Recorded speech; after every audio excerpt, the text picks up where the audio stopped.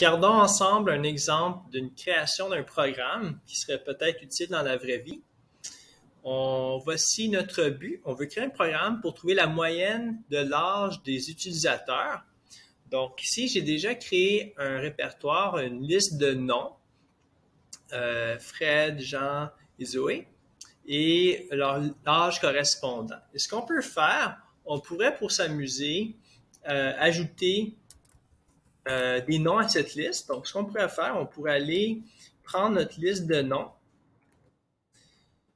puis y ajouter quelque chose, y ajouter un nom selon ce que l'utilisateur voudrait nous fournir. Donc, on pourrait y rajouter un append d'un input répondant à la question suivante. Quel nom veux-tu rajouter? Et on pourrait faire la même chose pour l'âge. Donc, on pourrait faire liste de âge. On pourrait, à cette liste-là, y append, faire l'action de append rajouter à la fin. Rajouter à la fin quoi? Rajouter un nombre qui provient, qui est sourcé d'un input de l'utilisateur qui répondrait à la question suivante.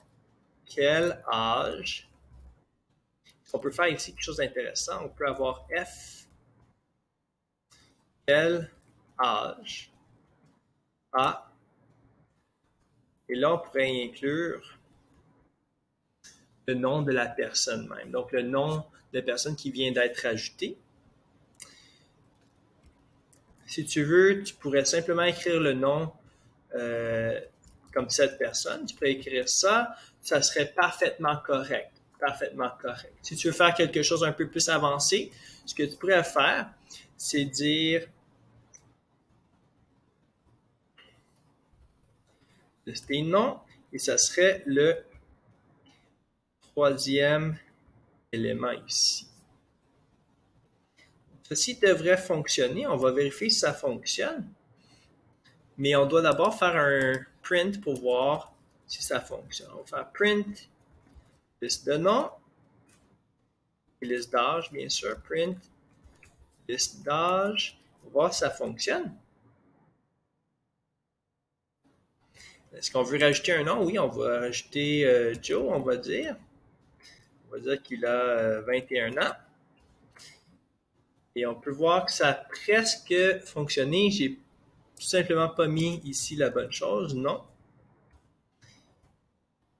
Et puis, on veut rajouter un nombre entier. Donc, ce qu'on va faire, on va demander un input. Le append qu'on va avoir, ça va être un nombre entier. On va forcer ceci à être un nombre entier. Ça devrait fonctionner maintenant. Et voilà, parfait. Alors, si on veut faire la moyenne de l'âge de ces gens, ce qu'on va faire, on va aller trouver, on va créer une variable qui va s'appeler moyenne. Alors, ce qu'on peut faire, on peut créer une variable qui va s'appeler moyenne des âges. On va dire que ça va être égal à quoi? On va dire que ça va être égal à liste des âges. On va aller chercher le 0e élément. On va l'ajouter liste des âges, le premier élément, l'ajouter liste des âges, le deuxième élément, et puis l'ajouter liste des âges au troisième élément. On va prendre tout ceci et on va diviser ça par, bien sûr, 4, puisqu'on a 4 éléments. On va voir si ça va fonctionner. On va faire print moyenne des âges.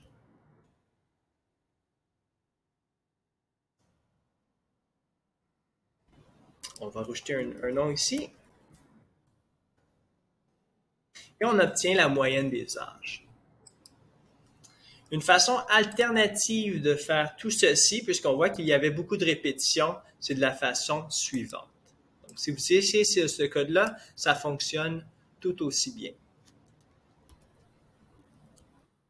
Et puis, en voici la preuve.